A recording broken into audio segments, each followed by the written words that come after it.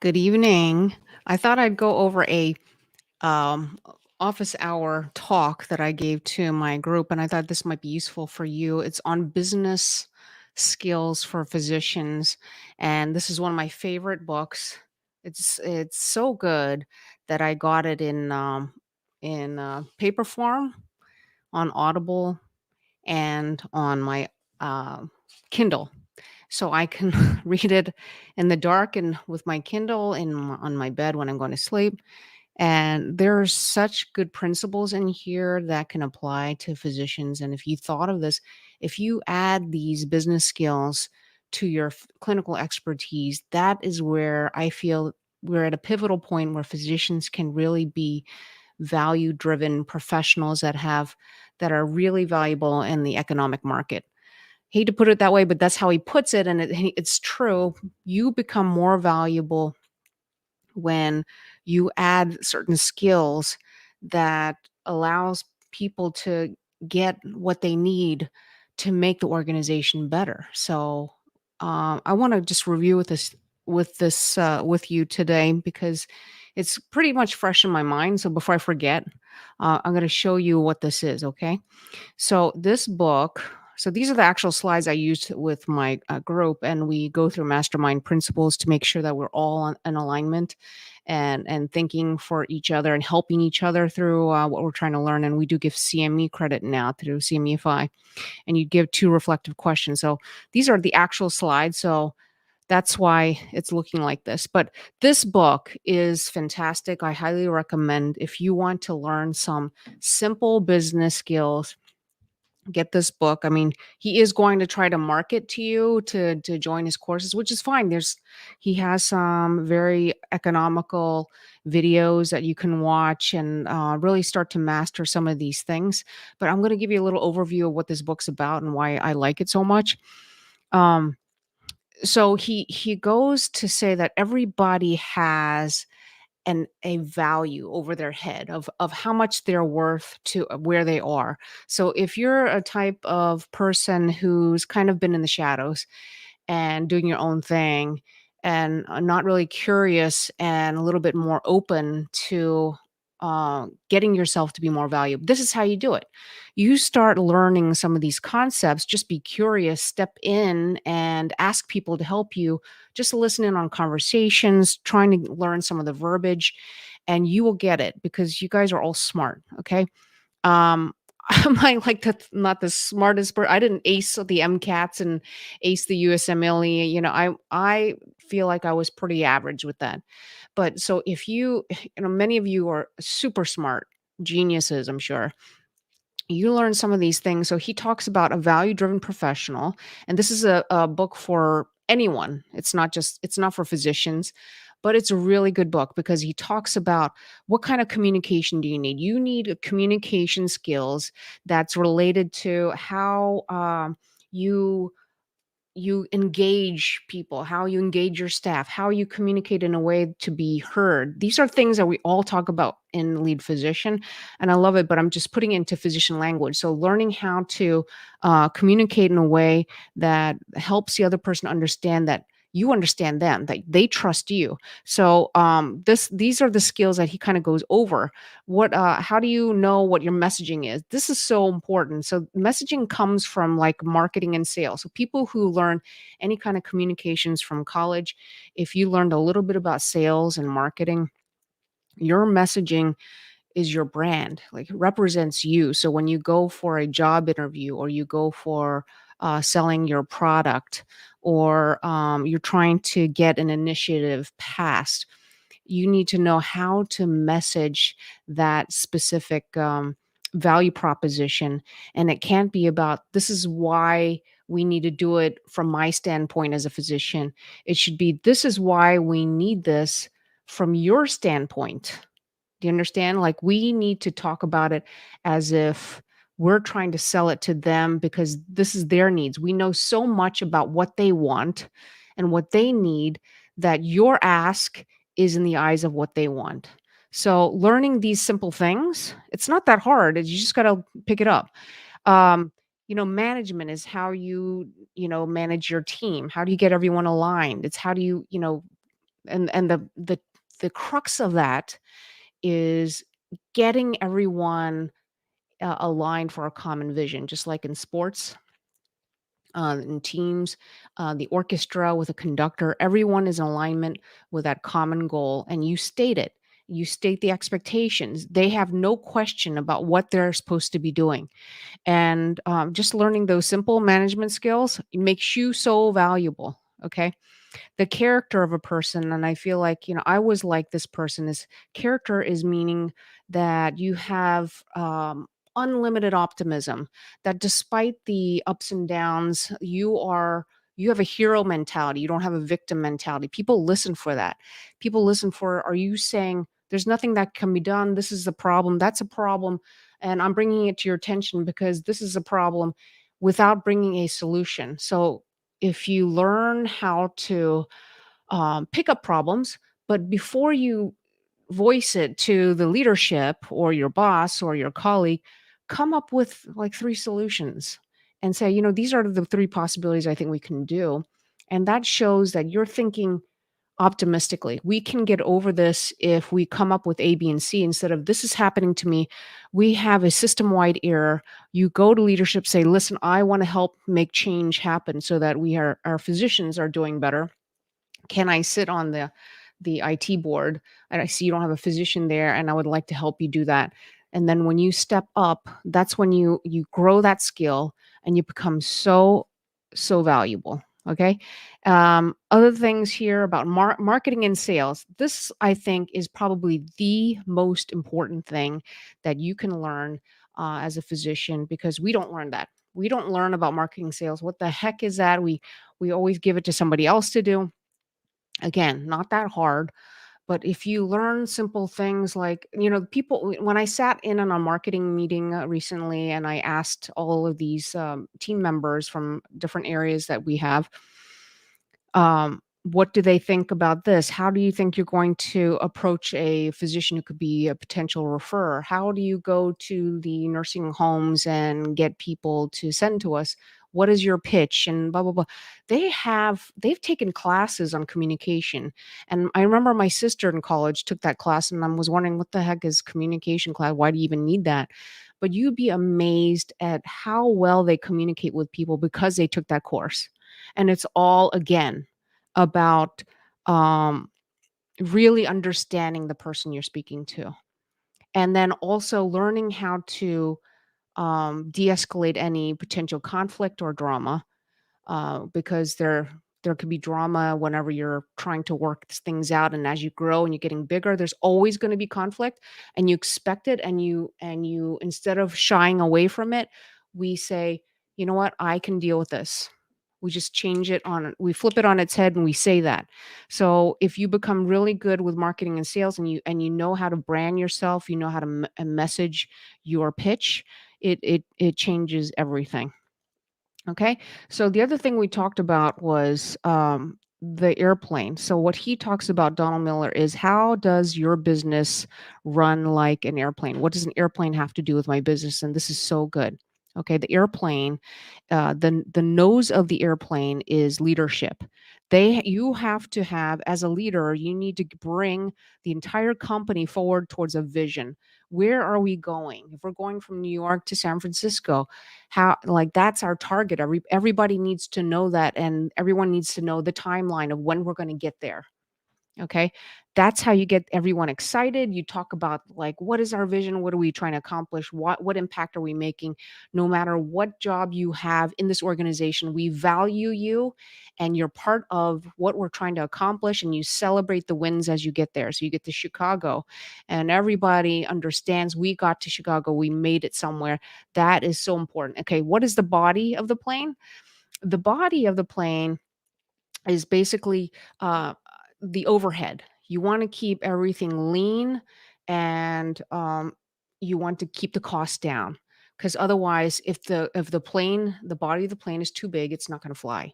Right. So you want to make sure where are the costs coming from. So if we talk about P&L statements, profit and loss, we want to know where are the costs, right, that are that are creating the losses, and let's get really let's define it, let's put it down on paper, let me understand where the costs are coming from, where can we cut the costs. As a physician, you probably know where the costs are if you start paying attention. Start paying, how much does this cost, how much does the labor cost, how much are we paying for this equipment, what is the can we cut it down, can we change the contracts with the vendors, where are the medications coming from, blah blah blah. If you start like just paying attention, you would know that. Okay. The other part is the wings. The wings are your product and what you're selling, and you want it to be really strong, really valuable. It's going to give you the lift in the plane. You want it to, to have high margins. High margins means that it's the revenue coming in minus the expenses is the percentage of margin that you have left, percentage of what the revenue is. So it's a 30% margin is really good because you're really making 30% profits, for instance. You want to keep your margins high. That's what those are what the wings are. Okay. These engines are the marketing and sales. And sorry, the arrows are off, but the marketing and sales, again, we talked about how that's so important to drive your business. And the thrust is cash flow. You always want to have positive cash flow, and the cash flow may be from investors, and we don't want it just from investors. We want it from cash flow from the business itself. So knowing what the cash flow is, how many more months or years can we live on the existing cash flow, and what cash flow is coming in for us to sustain the business. So if you understand this overview of how a business works and you think about the plane, it's the same every time. Okay. And I'm almost done. This is the last slide. And this is I had somebody reach out to me and saying, "Elsie, how do I get hired for this position? This is something I haven't even done before, but I really would like to have this position." So it's when you go to talk about a position that you want. Say it's a brand new position, or it's a leadership position, or maybe it's a consulting position, or you want to be a consultant for a pharmaceutical company, or maybe you want to do it for an insurance company, or there's so many jobs that you can have. Okay. For a device company, you want to present yourself as having these characters. You want to memorize these things. And if they say, "Why should we hire you, doctor?" And you come up with these 10 things and you memorize it and you put it in your own words and you put it in the eyes of what they want, bam, you stand out beyond any other doctor who's interviewing for that spot. Okay, so memorize these things, and basically, it's you see yourself as an economic product on the market. And that sounds weird, but basically, you are here to drive business for them. Okay, you have a value because you understand the overall operations of the company, and you're gonna be able to provide this value because I understand how this operation works. I know this is how you get your profits, because after all, medicine is a business, and we have to sustain the business in order to deliver excellent patient care, right? So we have to understand that we are an economic product in the open market. We don't say it like that, but we say, "Listen, I know I can deliver on the needs that you have to sustain this business and to grow it, because I understand fully about how we need to drive the costs down. I understand how to I'm a very good at communicator, so I know how to engage the employees. We talk about the common vision and mission, and this is the impact that I feel like I can make. Certainly, there are things I'm going to have to learn from you, but I know that I can really make an impact on what you're trying to do and the bottom line." You talk it like that. Then you say, you don't, and the way you talk is that you're not the victim. You don't, you constantly have that power of optimism, and you're talking about what we can do, and we're not the company is not in a world of gloom and doom, but you're talking about how we can surpass all the obstacles. You talk in that way, and you know how to de-escalate drama. You know how to communicate in a way that when there's always going to be drama, no matter what, the more successful you get, there's always going to be some kind of conflict or misinterpretation, perception changes, or people wanted different things and different agendas, and you're gonna say that I'm a type of person who knows how to communicate in a way to de-escalate drama. I don't like drama, and I know you don't either, and there's always going to be drama, but I feel that, and that's something we have to work on, is how to get the emotions out of it, and then you can speak clearly, know when to walk away, always keep the drama just below what everyone else would in that situation, because there's always gonna be some kind of emotions involved, but you learn to be so self-aware. That's how you become a great leader and a communicator, okay? Then the other thing is, you accept feedback as a gift. This is something you have to practice. We're not used to getting feedback a lot of times. I know I wasn't, and you would get better at giving feedback, getting feedback and giving feedback. So what I say in my last job, when I was leaving I had a large surgical practice outpatient, and I had a number of employees, and I sat them down, and we huddled, and we had a huddle, and we talked about how, listen, I know that, you have this position, and you're this tech, and you're the nurse, and you're the front desk, you're the marketer, but you know what? We're here together for the common purpose, right? Common vision and mission. And this is what we do. This is what we represent. This is what we're trying to accomplish. And we're going to accomplish X by this time. All right. And then you talk about how I am accountable to you as much as you're accountable to me. I want your feedback. And we learn to receive feedback. That is going to get you in the door right away, because they're not used to seeing a lot of physicians talk that way. Okay. You know the right way to engage in conflict. You long to be trusted and respected more than liked. You have a bias towards action. Successful people always have a bias towards action. They think about, okay, what are the three things that I can do today to make this happen? And you're a go-getter. If that's who you are, you need to say that. Okay. You choose not to be confused, which means when you have an idea, and a lot of times we have an idea of what is right, what we need to do. We need to exercise, we need to eat right, but we don't do it. But you have the ability to take action when you have it in your mind. And I'm a type of person who, this is how you would say it, I'm a type of person, when I understand what is in alignment with the common vision and mission of this company, I know how to take action when I see what needs to be done. With the understanding of what everyone is expecting of me, I will take action to make sure it's happening, and I am accountable for that. You can rely on me. You are relentlessly optimistic. I talked about that, and you have a growth mindset. And what does that mean to have a growth mindset? Is that you know that um, that you constantly need to learn, and you're here to take feedback and build on whatever skills that are needed for me to succeed. And I don't have a fixed mindset, which means this is who I am. This is what you get, and that's it.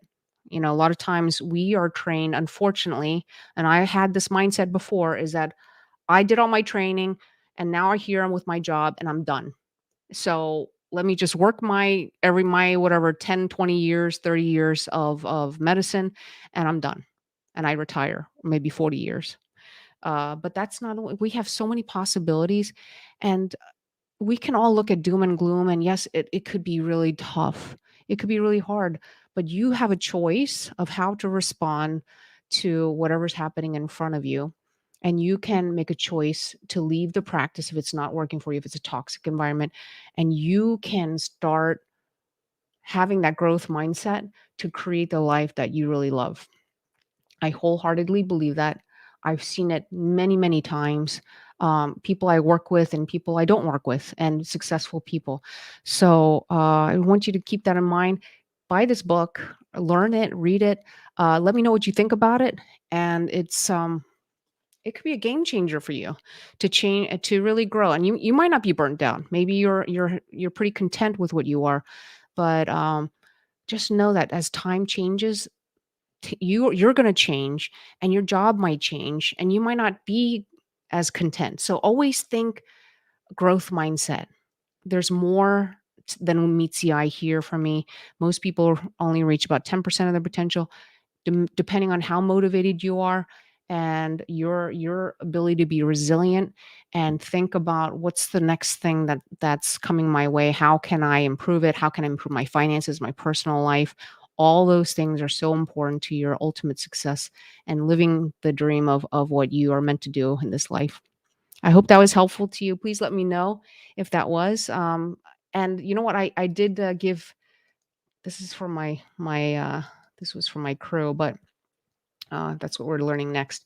But we do get I did give see me credits for that. If that's really if that's something that you're interested in learning more about, I'll do more of these little teachings if that interests you. Um, all right. Thanks for watching, everybody. Reach out to me if you want to learn more about Lead Physician because we just started, and you can join our wonderful group. I hope you have a good night. Take care, everybody. Bye.